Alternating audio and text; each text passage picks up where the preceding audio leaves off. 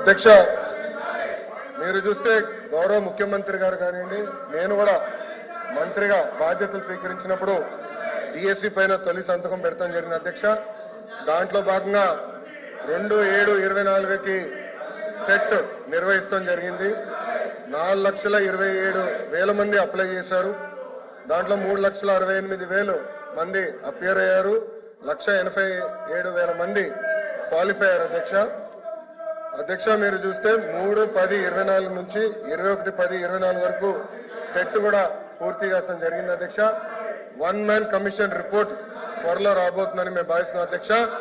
ఎట్టి పరిస్థితుల్లో మార్చి నెలలో డిఎస్సి నోటిఫికేషన్ ఇచ్చే బాధ్యత మన ప్రభుత్వం తీసుకుంటుందని నిరుద్యోగ యువకులకి ఈ సభ సాక్షిగా నేను హామీ ఇస్తాం జరుగుతుంది అధ్యక్ష.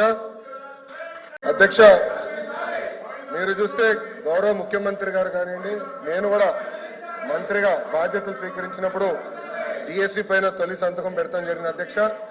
దాంట్లో భాగంగా 2/7/24కి టెట్ నిర్వహిస్తాం జరిగింది. 4,27,000 మంది అప్లై చేశారు. దాంట్లో 3,68,000 మంది అపియర్ అయ్యారు.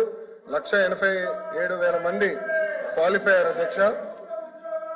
మీరు చూస్తే 3/10/24 నుంచి 21/10/24 వరకు టెట్ కూడా పూర్తి చేస్తాం జరిగింది అధ్యక్ష. 1 మ్యాన్ కమిషన్ రిపోర్ట్ త్వరలో రాబోతుందని మేము భావిస్తున్నాం అధ్యక్ష. ఎట్టి పరిస్థితుల్లో మార్చి నెలలో డిఎస్సి నోటిఫికేషన్ ఇచ్చే బాధ్యత మన ప్రభుత్వం తీసుకుంటుందని నిరుద్యోగ యువకులకి ఈ సభ సాక్షిగా నేను హామీ ఇస్తాం జరుగుతుంది అధ్యక్ష.